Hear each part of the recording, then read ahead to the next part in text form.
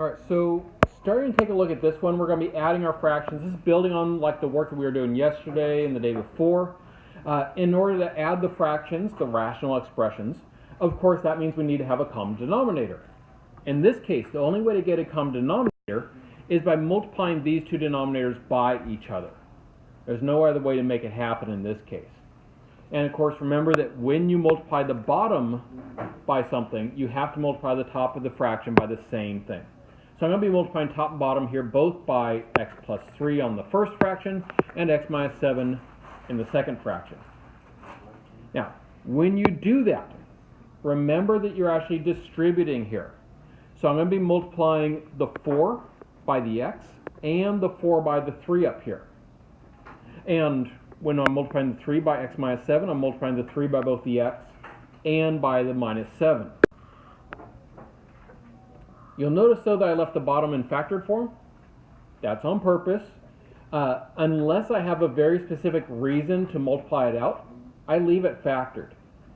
On the top, I have reason to go ahead and multiply them out, but on the bottom, I don't. On the top, I need them multiplied out because my very next step is I need to go ahead and add my numerators.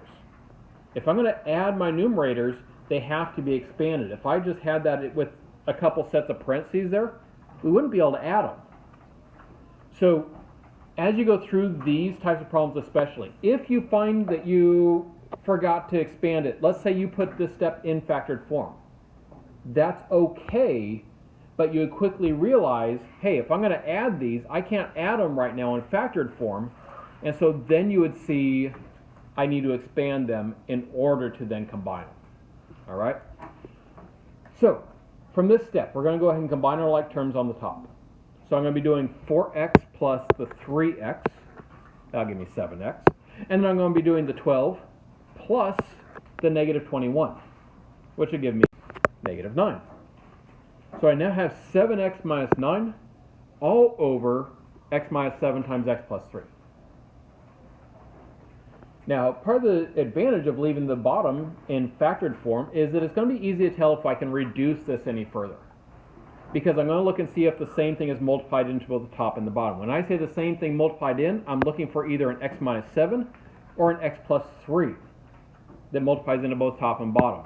Well, I don't see that on the top right now. Can I factor the top? The 7x minus 9 factor here? No. Which means it doesn't simplify any further, and therefore this is our simplified form. So this part of my problem is done. The simplified part is done. But you'll notice there's another part to this problem. Include any restrictions. So we need to go ahead and include the restrictions now. Remember, that basically means that we're going on the hunt here, looking for anything that would ever make the denominator equal 0. Well, here in my answer, I see two possibilities. As I look up from there, I'm looking for anything else that would ever make the denominator equal 0. Well, these are the same ones. These are the same ones. So are these. All of the other ones, as I look through it, are all the same. And again, notice I'm only looking at denominators. I don't care what makes the top equal 0. I only care about making the bottom equal 0. And so I'm going to get two possible restrictions. The first one, what minus 7 equals 0? 7. And the second one, what plus 3 equals 0? Negative 3. And so those are our two restrictions as well. So this is now your complete final answer.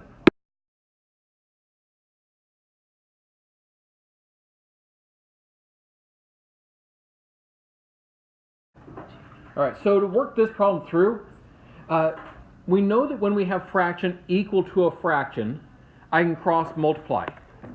Can I do that though? Oh, heck to no. No, that just seems wrong, and it is wrong. We can't really do that. In order to be able to cross multiply like that, I need to have just a single fraction over here. And so, as you might expect, the very first thing we're going to do is add those two fractions. And in this case, hopefully that's fairly straightforward because we already have our common denominator. So I'm going to do the 1 plus the 2 on the top, which gives me 3. The denominator stays the same, so we have 3 over x equals the 1/4. You notice the 1/4 didn't change because all I was doing was adding my two fractions there. Now that I've gone ahead and gotten a single fraction equal to a fraction, now I can cross multiply. X times 1, of course that'll just be x. 3 times 4, of course that's 12. So we have x equals 12. Nothing else to do. We're done.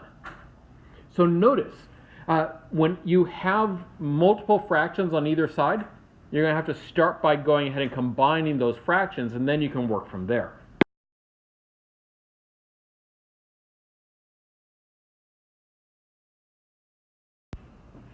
And so this one, just like the last one, we have to start by adding our two fractions. So we just have a single fraction over here on each side. In this case, though, that means, of course, getting a common denominator first.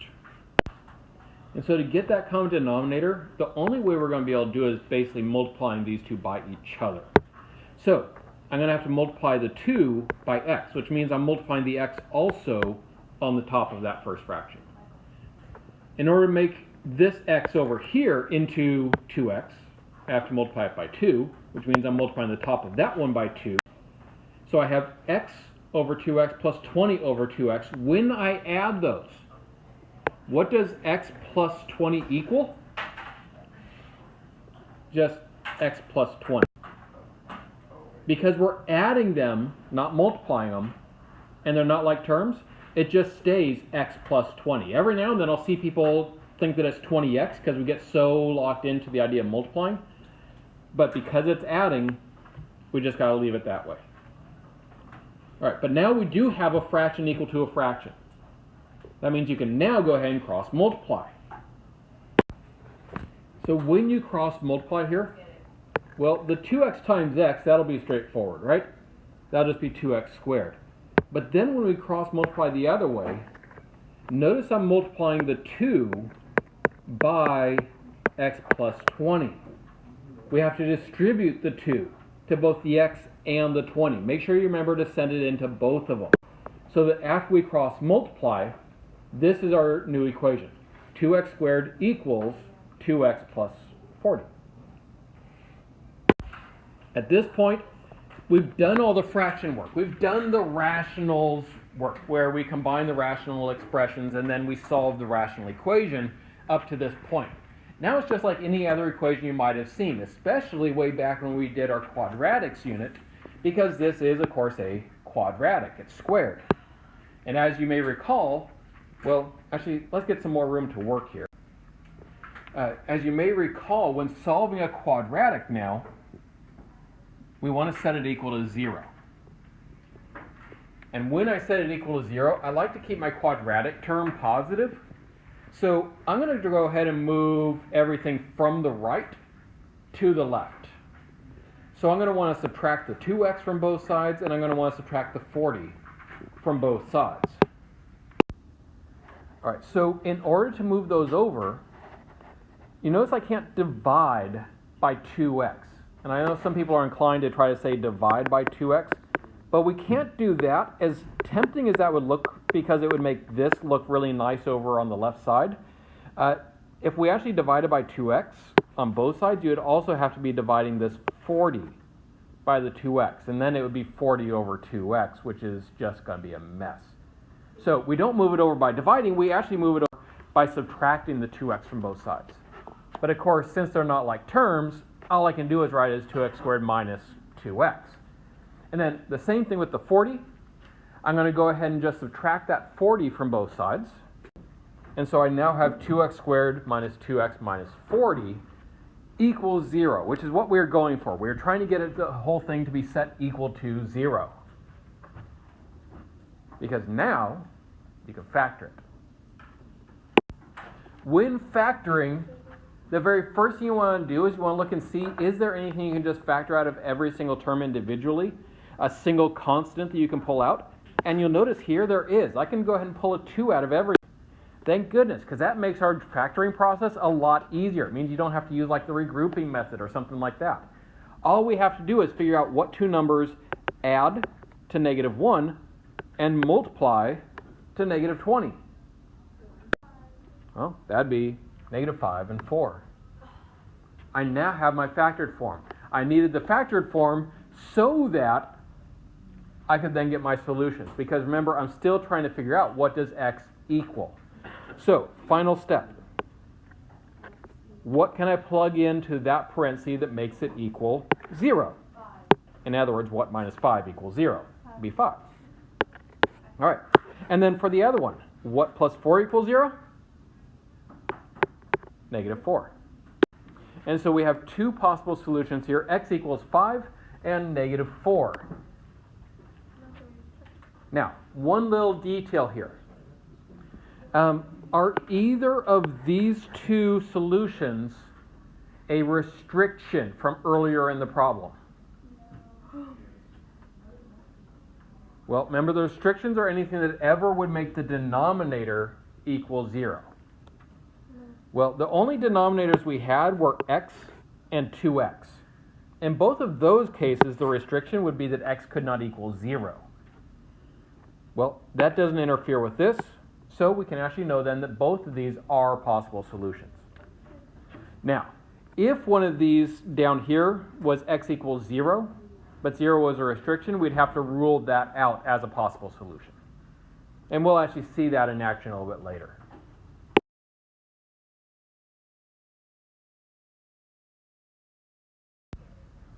All right, so taking a look at this one, we again have multiple fractions on the right side. So first step, yes, we're going to go ahead and actually have to combine these into the same fraction. Now, in order to do so, that means, of course, you need a common denominator. And the only way we can get that common denominator in this case is by multiplying them by each other. So, start by multiplying the first fraction on the right side by x plus 2 on both the top and the bottom. And the second fraction, both top and bottom, by the x minus 8. Because then that'll make both denominators the same.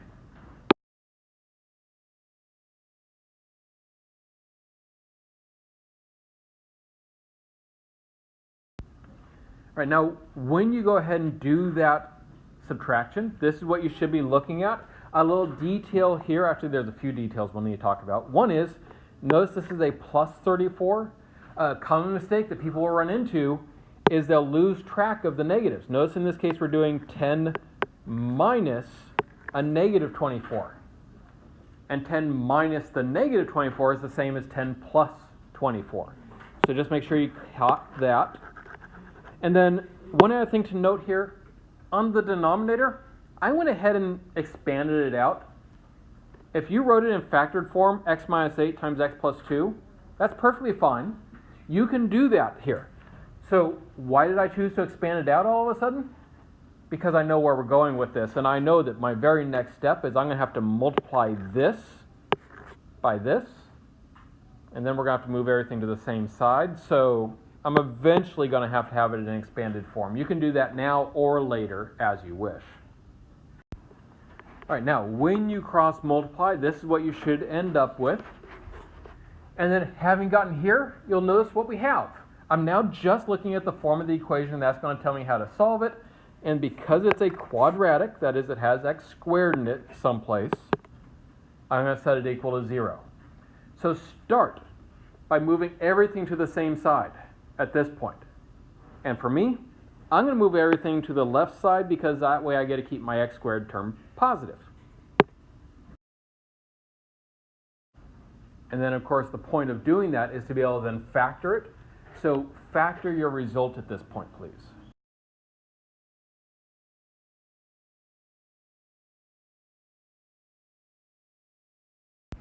All right, so we go through, we factor it, and then based on our factor form, we can solve it. We can find that x equals negative 42 and negative 2. But we have a little caveat here.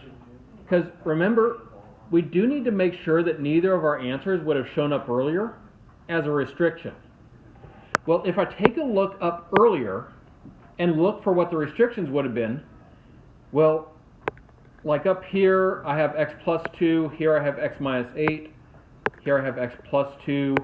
Everything else already has those part of them because none of the rest of these would offer anything else. So we have two possible restrictions in this case. X cannot equal negative 2, or a positive 8. Notice we now have a conflict though, because you'll notice the negative 2 is a restriction. We're saying x cannot equal negative 2, and yet at the very end we said x equals negative 2.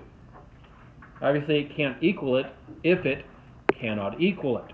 And so what that means is that the negative 2 is actually an extraneous solution.